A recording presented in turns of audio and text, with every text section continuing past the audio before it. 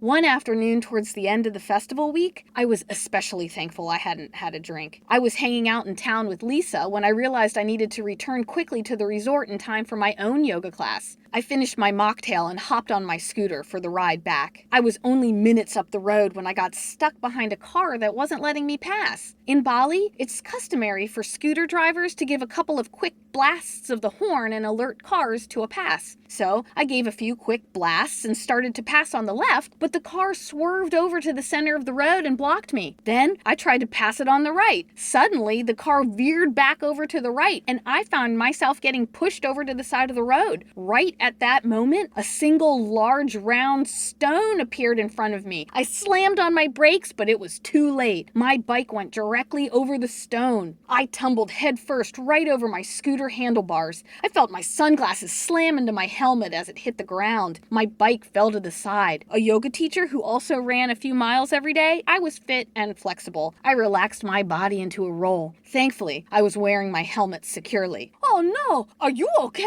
A man driving a scooter behind me stopped next to me on the road. I blinked a few times from the ground, then touched my sunglasses to see if they were broken. They were not. I got up slowly. I was trembling a little bit. I looked down at myself to answer the man's question. I was completely unharmed.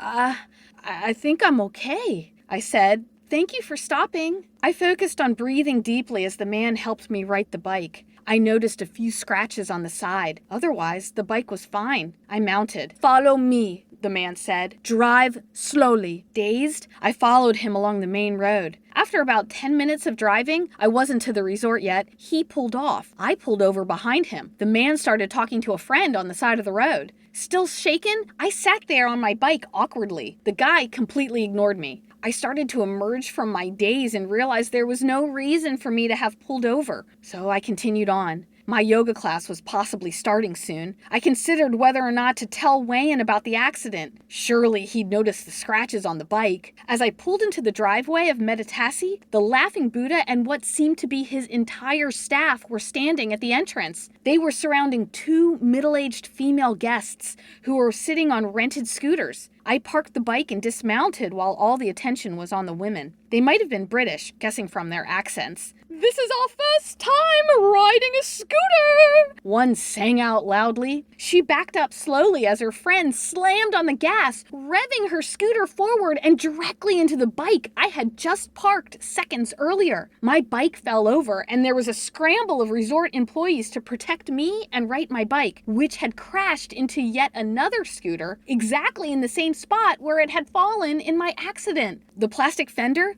where my bike went down over the rock, broke off. I blinked my eyes in shock. A few employees touched my shoulder with worried expressions. I assured them I was okay. "Oopsies," the ladies said. "I always get the gas and brake confused on these things." The ladies looked at each other with big, toothy grins. Before anyone could muster a verbal reply, they accelerated uneasily up the driveway of the resort and out onto the road like nothing happened. My coworkers all looked around and started laughing. I laughed too. "Are you sure you're okay?" Wayne asked me. I nodded. His forehead suddenly wrinkled in confusion. He noticed some road gravel stuck to the side of my arm. He brushed it off with his hand. I smiled nervously. "Well, better go see if I have any yoga students," I said, rushing inside. Thankfully, I didn't. I took a cold shower instead. I washed the rest of the gravel off my arm and relished in my luck. In the coming days, I drove past the site of my tumble over my handlebars many times. There were no other rocks along that stretch of road, just that one round rock that appeared just as the car veered right. All you need is one. No one, not even Wayne, ever mentioned the entire scooter incident again. Still, I learned my lesson. I started moving slower and certainly driving my scooter slower. I remembered the Jamaican man on the safari in St. Thomas. I needed to recommit to patience if I wanted to stay alive. It's not like I had health insurance.